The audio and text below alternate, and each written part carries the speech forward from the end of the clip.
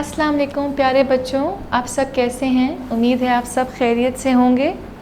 छुट्टियां एंजॉय कर रहे होंगे, मगर काम पे भी फोकस कर रहे होंगे। जो टीचर्स आप लोगों को देती हैं होमवर्क्स टाइम पे भी सबमिट करा रहे होंगे, है ना। लास्ट टाइम हम लोगों ने मैथ्स में क्या पढ़ा था? हम लोगों ने एडिशन, सब्ट्रैक्शन, मल्टीप्लिकेशन सीखी थी, डिवीजन ऑफ नंबर्स सीखा था, how we divide numbers into paisa and rupees, right? Do you remember that? और अगर आप लोगों को याद नहीं आ रहा तो आप कैसे याद कर सकते हैं? पुरानी वीडियोस गो थ्रू करें, उनको बार बार देखें, उनको समझने की कोशिश करें। इट्स वेरी इजी और मुझे पता है आप लोग बहुत इंटेलिजेंट हैं, आराम से समझ आ जाएगा। और फिर भी समझना है तो you can keep going watching videos again and again. It's very easy. Okay, now please take out your books and notebooks. Maths की निकाल ली आप सब ने, and please take out page number 62. शाबाश। तो लास्ट टाइम हम लोगों ने एग्ज़ाम्पल समझी थी। किस चीज़ की एग्ज़ाम्पल समझी थी? हम लोगों ने एडिशन की एग्ज़ाम्पल समझी थी, मल्टीप्लिकेशन की एग्ज़ाम्पल समझी थी, डिवीज़न की एग्ज़ाम्पल समझी थी, सब्ट्रैक्शन की, एडिशन की। आप लोगों को याद है हमने सब लर्न किया था। अब now we have to practice the questions. हमें एक्सरसाइजेस को प्रैक्टिस करना है ना।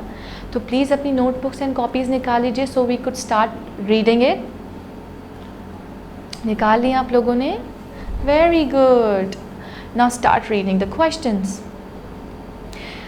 If the cost of a cricket bat is ₹251.35 and the cost of badminton cricket are $197.50, find the total cost of both.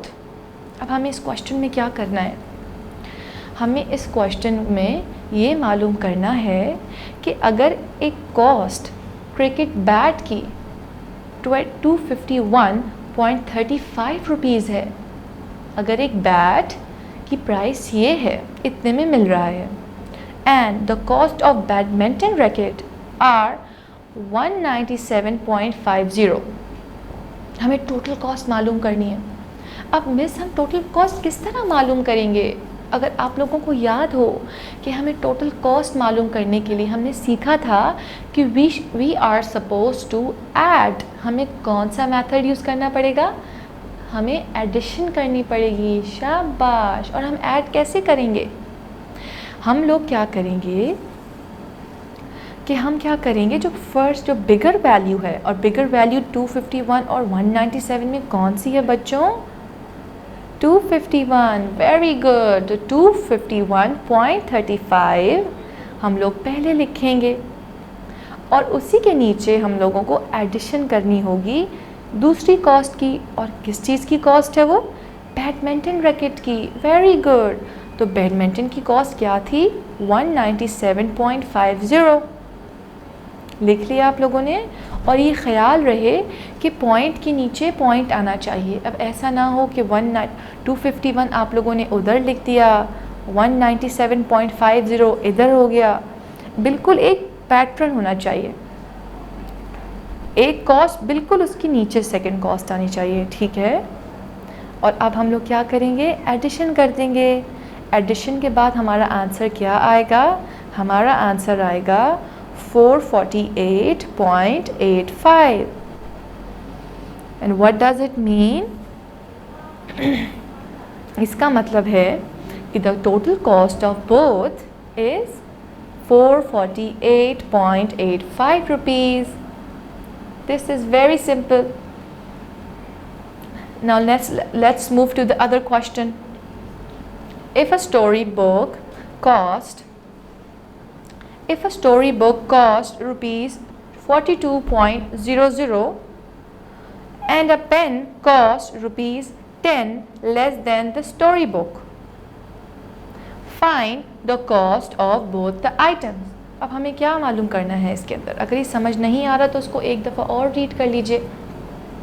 If a storybook cost rupees 42.00 paisa and a pen cost less than 10, then what is then the story book, find the cost of both the items. हमें दोनों items की cost मालूम करनी है, मगर यहाँ पे तो दूसरे की कॉस्ट दी हुई ही नहीं है. यहाँ पे तो हमें ये बताया गया है कि अगर एक पेन, एक स्टोरी बुक की कॉस्ट है 42 और एक पेन की कॉस्ट है सिर्फ 10 रुपीज़ लेस, तब हमें कॉस्ट मालूम करनी है दोनों की. तो अब हमें समझ नहीं आ रहा कि हम क्या करें. तो बिल्कुल हमें अब समझ आ जाएगा जब हम फिर से रीड करेंगे कि what we have to do. First of all we have to subtract 42 from 10. जब हम 10 से इसको सब्ट्रैक्ट करेंगे तो हमें पता चल जाएगा कि हमारे पास क्या बचा, 32 रुपीज़. अभी 32 रुपीज़ किसकी कॉस्ट होगी, ये पेन की कॉस्ट होगी, which is 10 rupees less than the cost of story book. Very good. अब हमें आसानी से क्वेश्चन सॉल्व हो जाएगा. अब क्वेश्चन में हमें किस तरह सॉल्व करना है कि we have to subtract them. 42.00 पैसा subtracted by 32.00 पैसा, that will give us 74.00 rupees. Do you get it?